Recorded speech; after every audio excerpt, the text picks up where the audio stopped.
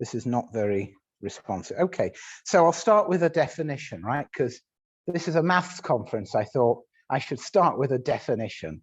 So a semi-topology is a non-empty set of points and a set of open sets that's closed under possibly infinite, possibly empty unions and contains a whole set. And those of you, hands up who thinks they could define a topology. Who can define a topology in this room? Yeah, okay, so you take that definition and just remove the condition that finite intersections of opens are opens. That's a semi-topology. We invented that. This is an original definition, right? It's a great mathematical tradition of taking other people's definitions and tweaking them. And I called it semi because it's like semi-group, right? It's like groups without inverses. This is topologies without intersections. I'm going to give you an example of a semi-topology. So hands up, please, if you like this T-shirt that I'm wearing. I won't take it personally. Cool. And hands up if you don't like the T-shirt. Again, nothing personal. You can't abstain, right? You have to be in one or the other. Okay, fine. So when I bought this T-shirt, I ordered it online, and then I asked my wife, "Do you like this T-shirt?" And she said yes, so I kept it. And the reason I kept it was because I like it, my wife likes it, so that's a quorum, right? A set of me and my wife, we make a quorum. Now, supposing my wife had not been available, then I would have gone to my mother-in-law and asked her the same question. And if she says, yes, I like your T-shirt, then again, me and my mother-in-law, we're a quorum. And those are my two quorums. Whenever I need to make a decision, right? Either me and my wife makes an open set, or me and my mother-in-law make an open set, and those are my quorums.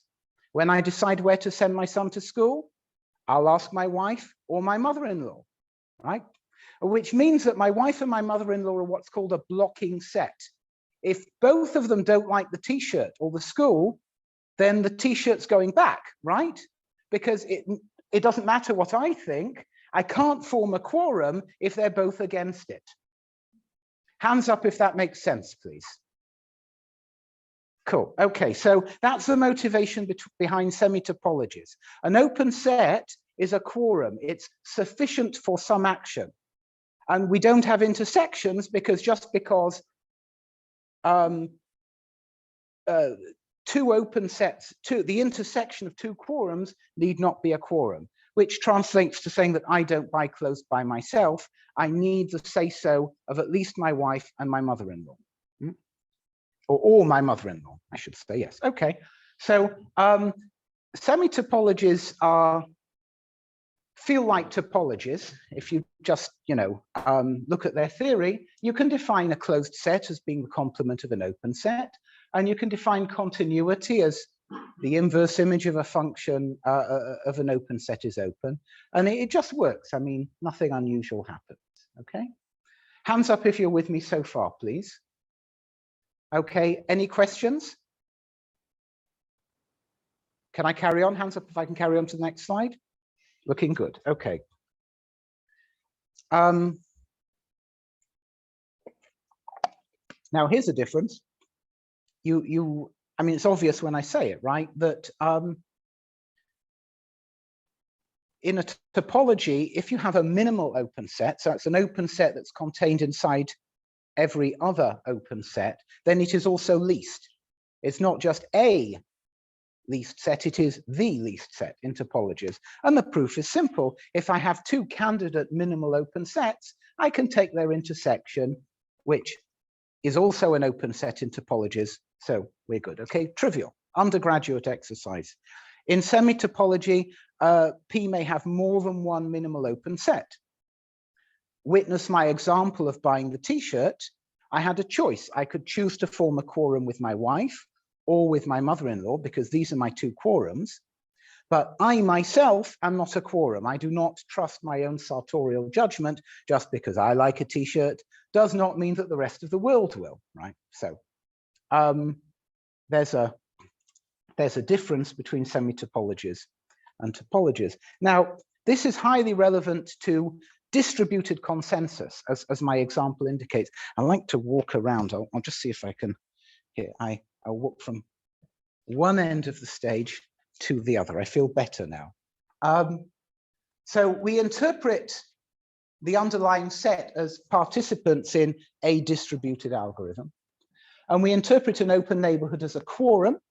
And then, I mean, you may have heard of these consensus schemes like make a decision by majority vote. So that puts instantly, that puts a semi-topology on the participants. So the US Senate has a supermajority semi-topology. In order for the Senate to make a decision, you have to find a 2/3 majority, which is called a supermajority, apparently. I didn't know that, but that's what it's called. And these semi-topologies are not topologies, because just because I have two-thirds, just because O and O prime contain 2/3 of the participants, their intersection will contain at least 1/3. I think that's how it works, something like that. Okay. Can I carry on? Yeah. So far, so routine. Yes. Now, I just want to point out that these are what is these semi-topologies. They are what my co-author calls homogeneous. This isn't a mathematical definition. It's an intuition. A homogeneous condition is something that refers to a global property of the system, most of the participants. In order to know whether most cats prefer a cat food, you have to find all the cats. And many quorum systems are homogeneous in this sense. So hands up who's into blockchains at all. 1, 2. Everyone else is either not admitting it or, well, so blockchains are distributed systems. So in order for this system to make progress, you need to make decisions, many decisions. And a typical blockchain system will say something like, if more than 50% of the voting tokens agree with this decision, then proceed. A straightforward majority decision. And that's fine, but notice that it's homogeneous. In order for this to work, you have to know how many tokens there are in the system, and you need to poll at least half of them, right? So this globality is expensive for an obvious reason. A global condition, I may accidentally call it a generalized quantifier. I come from a logic background, so I studied generalized quantifiers like most or many or a few. So these homogeneous conditions, these semi-topologies, feel to me like generalized quantifiers. And what in fact, most blockchain systems do is they constantly poll this generalized quantifier. This is expensive for the obvious reason that you need to access the whole system, but also for a non-obvious reason. This is, you've presumably all read it already, but I'll just spell it out. A typical consensus system would be whoever holds a majority of the voting tokens, but deciding who owns what itself requires a consensus operation, right?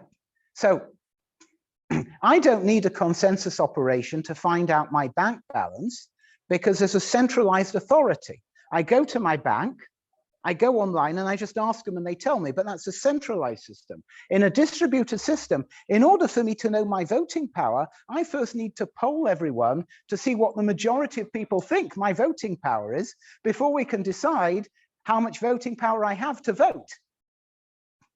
It's a bit circular, but did that make sense? Just give me a show of hands. Are we good? Okay. Do not hesitate to interrupt, right? I came all the way here for you, right? So distributed systems are naturally local. So my co-author calls it heterogeneous. I think of it as local. And here's a fairly simple heterogeneous local voting scheme, that we give P a graph structure indicating, say, network connectivity, people who are close to me. So, for example, you can all be in my immediate neighborhood, right? Because you're in the room with me, so we're connected. And then I could say, I will make my decisions based on a local supermajority. So 2/3 of my immediate neighbors. Very simple, okay? I'm now going to pull some maths out of a hat. Okay, so that concludes the obvious part of my talk. So before, you may have looked blank because it was so obvious, and now you can look blank because you've got no idea what I'm talking about. Okay, so prepare for the mode switch. Here we go. So here's some notation. Would you believe I spent a whole day searching the LaTeX symbol library for that symbol, right? This is the perfect symbol. The LaTeX symbol is between, so I might call it that by accident, but it should be O intersects with O primed when O does intersect with O primed. And let's just write the Hausdorff separation property using our new notation. So here it is in its glory. Okay. Hands up if you have read and understand this line, please. Okay, you're a bit slow, so I'll give you a bit more time.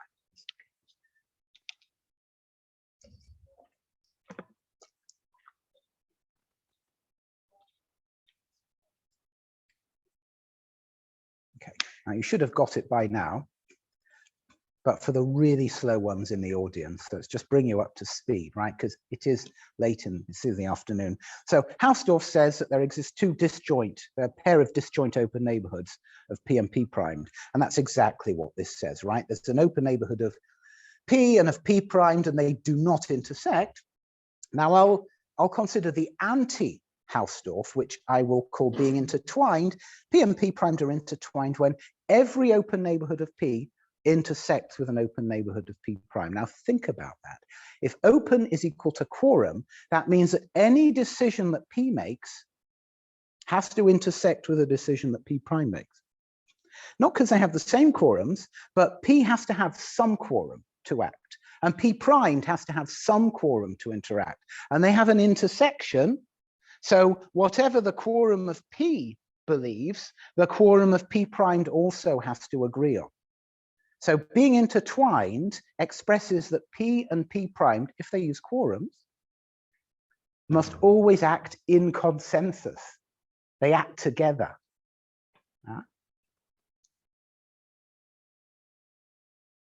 Okay. So P and P prime being intertwined is in some sense the precise opposite of being Hausdorff. And I'll just mention that there's a cheap metric that you can put on such a space. I won't use it in this talk, but I'm just pointing it out. Let's just take this further. Let's delve deeper into this rabbit hole. Let's consider values and give them the discrete semi-topology, which is also the discrete topology. So every set is open. And I'm just going to call a function from a semi-topology to a discrete value semi-topology a value assignment. This is just a suggestive name I'm giving this system. So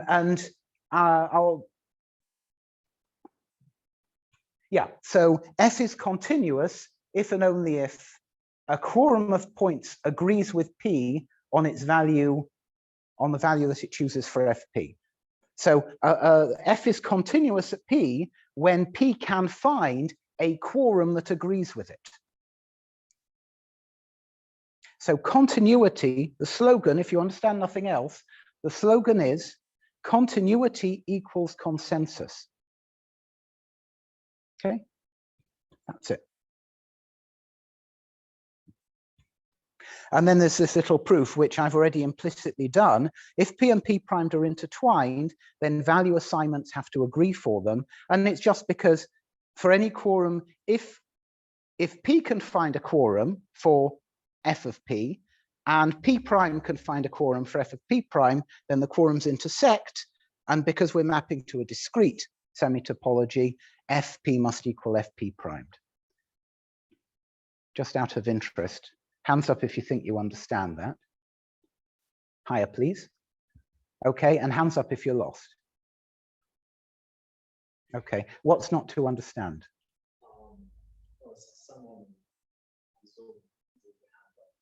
Okay, well, Mr. and Mrs. Zoom, what's not to understand? Where's the blockage?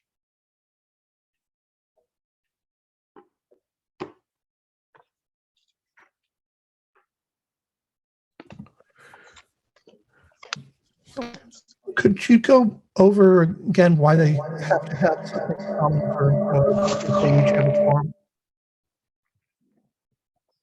It's not your fault. So, sorry, there's feedback on the line. Perhaps questions could be typed.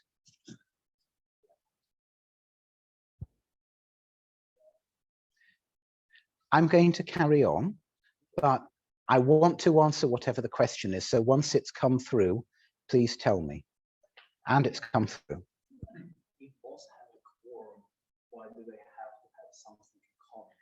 Great question, because it's an assumption here. So the question is, why do quorums have to have something in common? And the answer is, in this condition, if P is intertwined with P primed, and being intertwined precisely means that all pairs, all quorums intersect and thus have something in common.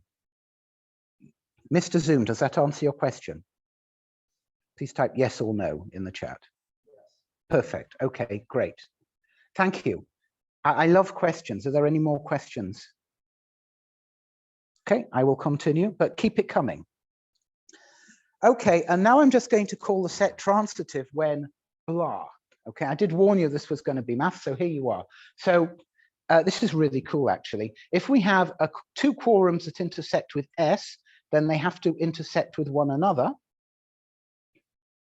Never mind, it's a definition, right? Look, you've done this to undergraduates, right? So now it's your turn. And I'll call this a transitive open set. I'll call it a topen set. I'm quite proud of that. It's like clopen, but with a T, you see. Now, there's a non-trivial lemma here. S is topen if and only if all its points are pairwise intertwined.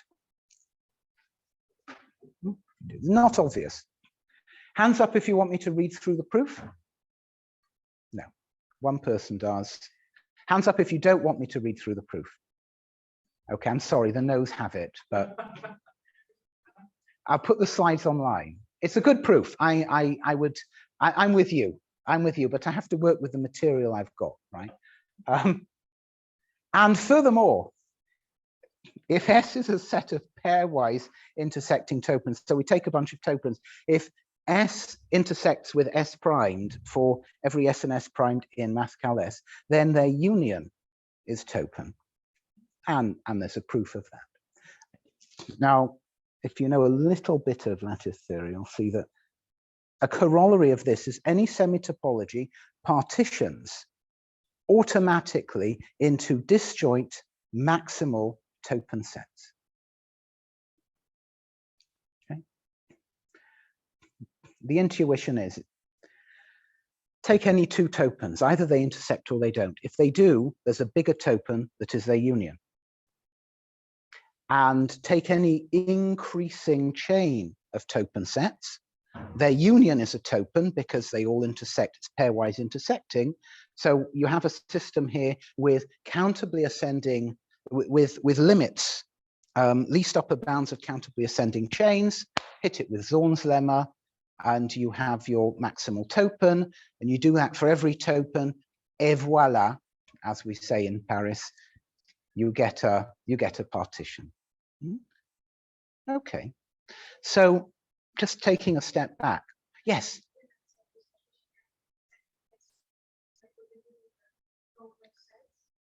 So if two topen sets intersect, then they're both subtopens of their union. Right. So this is this guarantees this guarantees the partitions are, I mean, it's a partition. Partitions are by definition disjoint. Right? So take an arbitrary semi-topology, and there are no restrictions on what the quorums are. It will self-organize into partitions of consensus, right? Disjoint maximal topens plus some outliers. So think of a maximal topen as a consensus community, participants who are guaranteed to agree. What will emerge from one of these systems with no additional constraints is disjoint communities who share the same values. That's why I call it a value assignment. They're guaranteed to share values. And then some isolated points which are not in any topens. And for me at least, this is a strikingly realized in real life, where actual communities do organize themselves into communities of consensus, plus a few hermits and wackos, right? That's what the world is like. And that's happening here in semi-topologies. Right. So, embedded in this maths, I'm doing okay for time, so we're good, is a high-level account of consensus in 3 easy steps. So step 1, let participants make local choices about whom they trust. So this happens all the time. I'll just, spell it out.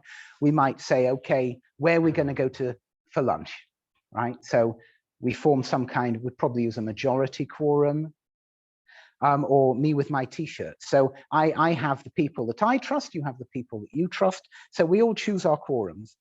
Then, well, we choose the people we trust. And then what we do is we build a semi-topology out of these local choices by taking suitable unions.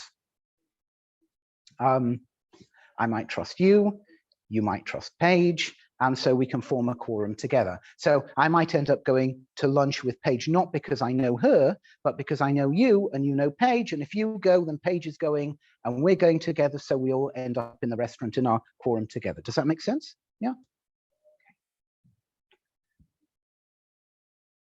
And then finally, we start computing locally continuous value assignments. Now there is a payment system called Stellar, which works like this. So this is not only mathematical theory, this is actually how it's done. So I say here that theorem 1 provides a high-level account of consensus, but it's one that's actually been realized in an actual living, breathing system with software engineers and everything. This is what it is. Okay, that concludes the proofs section. I'm just going to make some high-level comments on the system, and then I might just stop. So please feel free to ask questions. One question that I have been asked is, why consider infinite semi-topologies? Because I made no finiteness conditions. Surely we know that all semi-topologies are finite. Well, the world is finite, at least from the point of view of Stellar, but first of all, there's 2 reasons why we want to behave as if P is infinite. First of all, in a distributed system, even though we might know that the system has to be finite in God's eyes, we do not have a God's eye view of the universe. We only see our local network. So any algorithm we run has to be robust. The world may be finite, but it's unbounded. So our algorithm cannot assume, in some sense, any finite bound on the size of the world. And that's exactly what omega is, right? It is the least ordinal with not bounded by any finite ordinal. So a distributed algorithm running at P must behave as if P might be infinite, even if it isn't. And I mean, maybe this is obvious to you, but we learn about pi in the real numbers, and we behave as if these things exist, but we can't actually build a perfect circle, right? But we behave as if there was a perfect circle. Personally, I am a Platonist, by the way, or a Platonist. So I believe in perfect circles. I teach my students that perfect circles existed before they were born and will exist after they die. In that sense, perfect circles exist more than they do. But you know, it's a useful abstraction. But also, there may be hostile participants on the network who will simply lie, reporting thousands, millions of participants who all agree with the hostile participant. So the network as viewed by a local participant may be very different from reality, but that is the reality inhabited by the local participant. I'm seeing some glazed faces. Hands up if you're with me so far. Okay, hands up if you have a question, please. Okay, so point of this slide is to note that infinite semi-topologies are practically relevant, even though we live in a finite world. Okay. The essential challenge of semi-topologies for consensus of this, I'm going to read this out because I want you to get this bit. Use semi-topology and combinatorics to design and to prove well-behavedness properties of algorithms to compute value assignments on the most general possible classes of semi-topologies. If anyone out there has expertise in combinatorics and topology, maybe you know some algorithms that would be relevant here. I say again, this is a real system that's actually running. There are real software engineers programming algorithms. All these algorithms are doing is computing local continuous value assignments. That's what they really care about. So if there are some handy tricks from combinatorial topology, in which I'm not an expert, then please, I ask the internet, the people in this room, please be in touch. This matters. Hands up if there are any questions on that. Okay. Does that make sense to you? Cool, thank you. Okay, so there's interest in better algorithms, faster algorithms, more reliable algorithms, and there's interest in correctness proofs. Can our algorithms be broken, and in what conditions?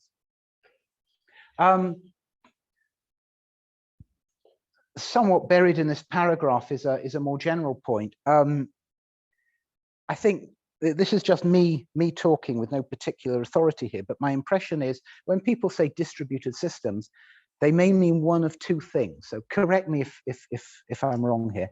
There's the notion of distributed systems where really you're trying to emulate what could easily be done in a centralized system just without central control. So you have a algorithm and you're trying to distribute that algorithm. I'll call that the homogeneous philosophy. And there's also heterogeneous distributed systems where really everything is local, determined locally, and we're designing algorithms that really do run locally and might do things that could never be done sensibly by a centralized system. And the impression I get is that these distributed systems, which notions of quorum and identity are handled locally, are becoming more répandu, more distributed, more common. Right? If you think about the supermajority quorum, just as an example, that's a global property that you might want to implement locally. That's not that's a homogeneous concept that we're trying to emulate. Whereas nowadays there are more and more systems that are saying no, that does not scale. The system's too big, we can't control it. We need to write algorithms that work heterogeneously, locally. Okay. Now, in the rest of this talk, I'm going to just point out some of the more advanced aspects of witness of semi-topologies. So this is a definition of a witness function. It's an assignment of a finite set of sets of points to each point. Think of this as trust. So if P is a participant, then P trusts some finite collection of sets of points. For example, my witnesses are my wife and my mother-in-law. Those are my two witnesses. A quorum would be me and my wife or me and my mother-in-law. But if you ask me, who do you trust? I'll give you a finite set, right? My wife and my mother-in-law. And from this, we can generate a witness semi-topology just by saying that in order to be open, if O is open when every participant in it is in that open set with at least one witness. So we're building a community. We want every person to have one set of trusted friends also in that community. Not every set, right? I might have kept this t-shirt against my mother-in-law's advice, but there needs to be one community that I agree with in this open set. The benefit of witness functions is that they are more local. So quorums are still a bit global because everybody, well, it's written here, right, that every participant is accompanied by some witness to that participant. So when we were going to lunch, sorry, I never knew your name. So I asked, maybe I trust Ryan. So I say, Ryan, let's go to lunch. And then Ryan, you might say, yes, but I'm going with Paige, right? So you're my witness and Paige, you're Ryan's witness, if I may take the liberty. And so we end up in a quorum together, but my witness is you and Paige is your witness. Does that make sense? Okay. Yes, a question, please. Speak up, please. According to the definition, the value is the guy who speaks for the whole forum. I still can't hear you. According to the definition,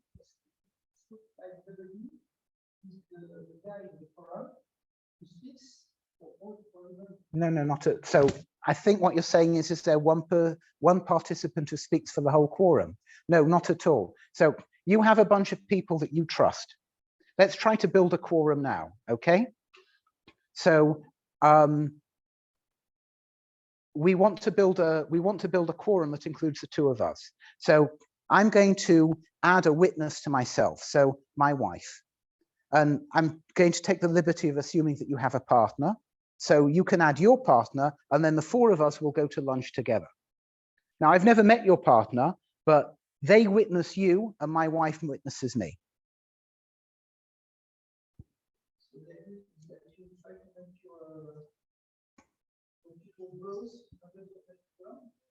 Yeah, so it's a distributed algorithm.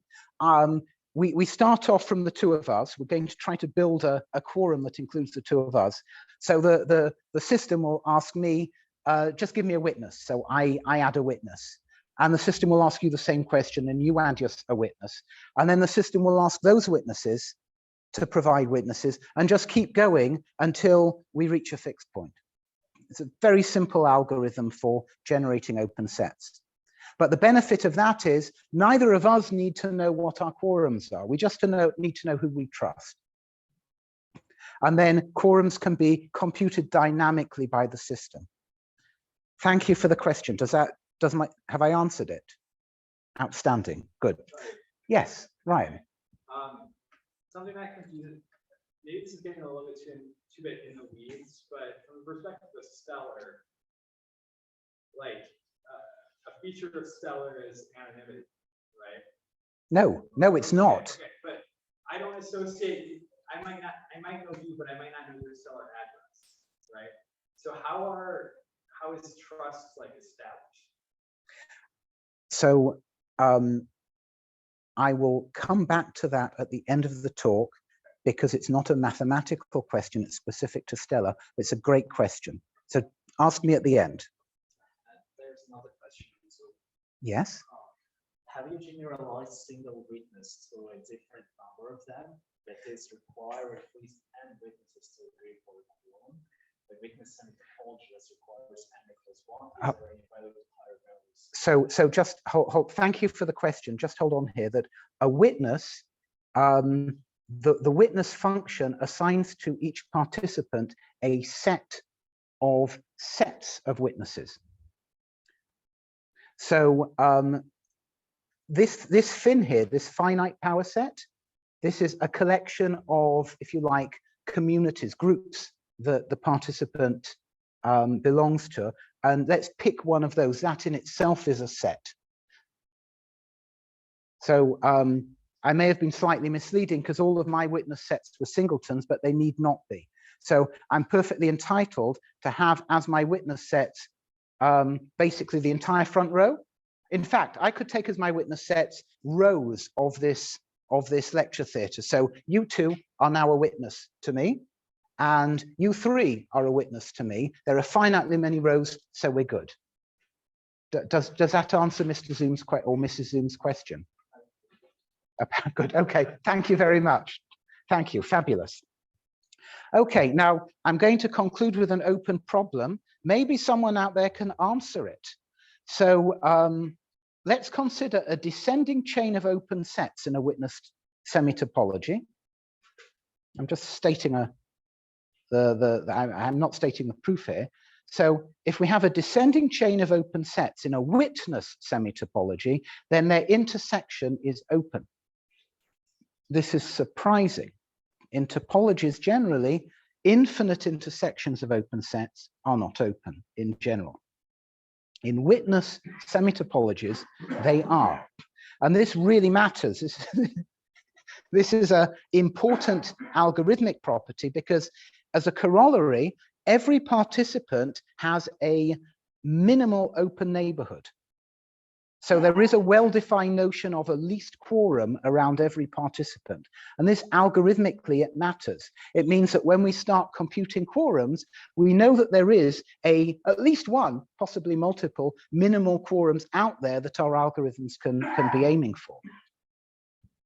And this is a termination property. And the open problem, which I haven't been able to solve yet, is whether I call this semi-compactness. Does semi-compactness precisely characterize witness semi-topologies?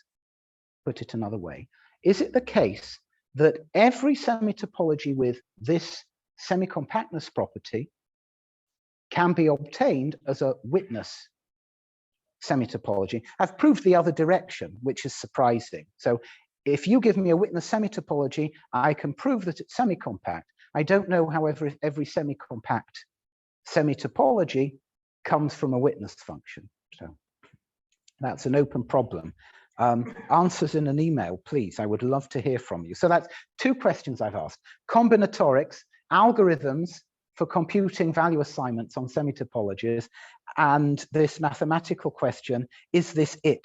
Is this proposition equivalent to being a witness semi-topology?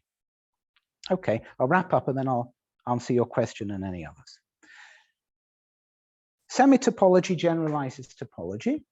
It's useful in the study of distributed algorithms because it captures local consensus. Contrast with notions of global consensus that are typical, like a majority of participants. I mean, it sounds great, but how do you, as I said, if I want to find out what cat food most cats prefer, it's not practical to go out and poll all the cats in the world. They are too elusive, and this is a real world problem. We need local algorithms. We need to poll the cats in the room or the cats in Paris. Okay. This expresses the essence of consensus. It's about being intertwined. And, you know, if you'd asked me as an undergraduate, are we going to be interested in spaces that are determinedly not Hausdorff, the very opposite of being Hausdorff, then I would have said, no, these systems, they're boring. Everything collapses to a point. No, anything but. They actually have very rich mathematical properties.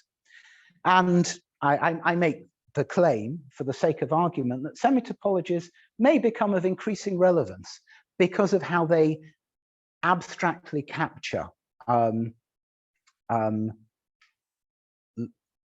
heterogeneous distributed systems. End of talk. Thank you very much. First question. So you ask, how is trust established? So this is specific to Stellar. Stellar is a payments network which is not like your usual blockchain system. The currency, if you like, in Stellar is trust, but this trust is real world trust. So in Ethereum, for example, a decision is made, well, it's actually proof of work at the moment. Tezos, a French system, right, you may know, developed here in Paris, is proof of stake. Whoever has the most tokens wins, right?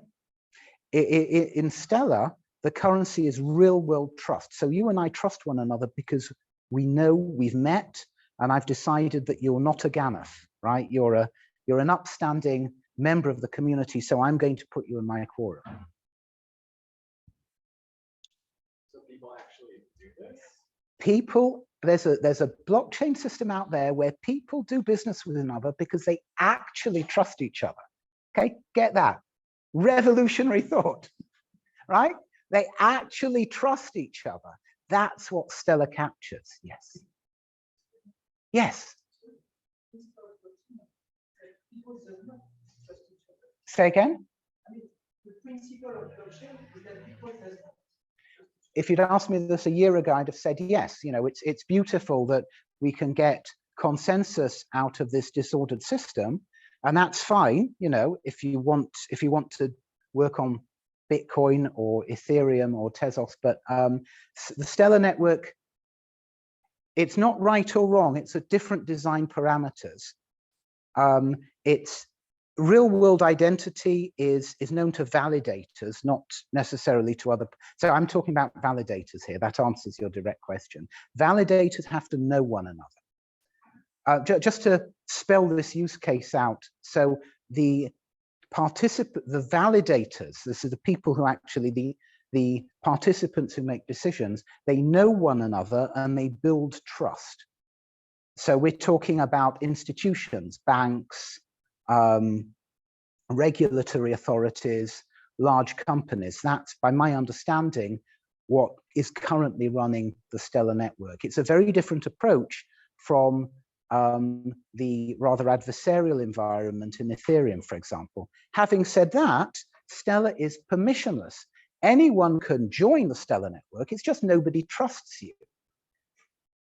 So you have to get to know them, you have to establish your real world credentials, show that you know you intend good, and then maybe participants will start adding you to their quorums.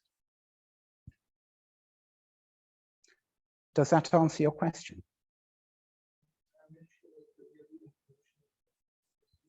It's not a matter of agree. I'd say it's a matter of what we intend by certain words. And in the Stellar universe, the words have somewhat different meanings from what you and I are used to. We're happy to discuss further offline. Any further questions? Okay. Thank you. Thank you very much. Thank you, Internet. Thank you.